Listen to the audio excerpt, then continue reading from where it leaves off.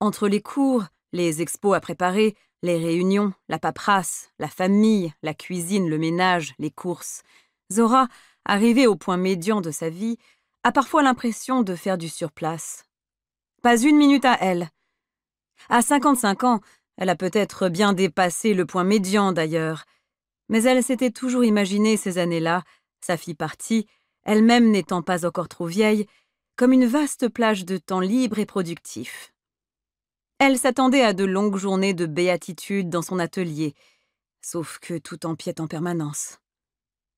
Il y a le rythme impérieux du tram et le cliquettement des fenêtres poussiéreuses, l'inquiétude. Elle appuie son front contre la vitre pour s'imprégner de sa ville à cette heure étrange. Dans la rue, le vent charrie des prospectus qui s'entortillent, et au loin les montagnes oscillent dans la lueur d'avant l'aube. Le contour des choses, immeubles, voitures immobiles, ivrognes endormis, est poreux. Le seuil entre nuit et jour est encore incertain. Il lui semble qu'elle pourrait aussi bien retourner dans l'une qu'avancer dans l'autre.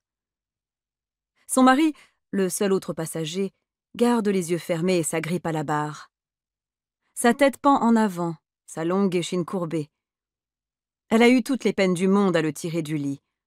C'est le week-end et elle espérait passer son temps à l'atelier, mais le bref coup de fil reçu à 5 heures du matin a eu raison du reste. « Quelqu'un est entré par effraction », l'a informé la voisine de sa mère. « Des délinquants, des voyous, Dieu sait qui encore. Ils ont bu et dansé toute la nuit, en poussant des cris de sauvages. La police ne veut rien savoir. » Une froide aiguille d'angoisse s'est enfoncée dans le ventre de Zora. Certes, s'est-elle raisonnée, la voisine de sa mère a toujours fait une montagne d'un rien et pensé le pire de tout le monde. Les voyous ne sont sûrement qu'une poignée d'adolescents fumeurs de pétards, venus s'amuser un peu dans un appartement vide. Fragno et elle se sont tout de même dépêchés, ont attrapé des vêtements à tâtons, les ont boutonnés de leurs doigts tremblants.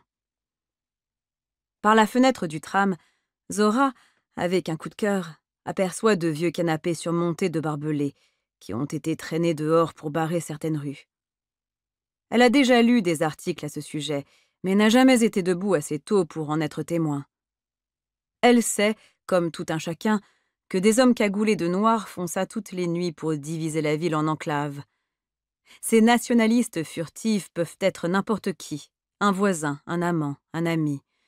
De toute manière, cela ne sert à rien. Au matin, les habitants déconcertés, qu'ils soient musulmans, croates ou serbes, poussent simplement les barricades sur le côté et retournent à leurs occupations. Dans une autre rue, le pavé est jonché de restes de bougies, de bouteilles vides, de tracts et de fleurs flétries, les vestiges d'une marche pour la paix. Lorsque le tram atteint les berges, Zora aperçoit une famille debout sur le trottoir, près du pont. Leurs vêtements frustes, leurs sacs usés et les foulards que portent les femmes indiquent qu'ils viennent de la campagne. Zora se demande où ils vont. Un scintillement de bronze éclaire les eaux de la Miliatska. Les arbres qui reverdissent agitent leurs grappes de fleurs. Le tram brinque-balle le long de la rivière en direction de la Viletchnitsa, l'ancien hôtel de ville. Zora entrevoit la rangée de fenêtres sous la corniche du toit. C'est là que se trouve son atelier, entre les nids d'hirondelles suspendues sous la frise sculptée. Une averse de neige fondue s'abat au moment où ils descendent du tram et leur fait presser le pas. Lorsque Zora gravit les vieilles marches de pierre de l'immeuble Habsbourg où elle a grandi, l'air, comme toujours, sent le moisi et la cave. Au 2e étage, la porte a été forcée. Le bois noir enfoncé est brisé en éclats. Ils hésitent tous les deux sur le seuil. De la techno se déverse du salon, au bout du couloir. Boum, boum, boum, entend-on, et une voix de femme qui monte dans les aigus. Zora suit son mari à l'intérieur. Des cristaux de glace fondent sur son long manteau d'hiver.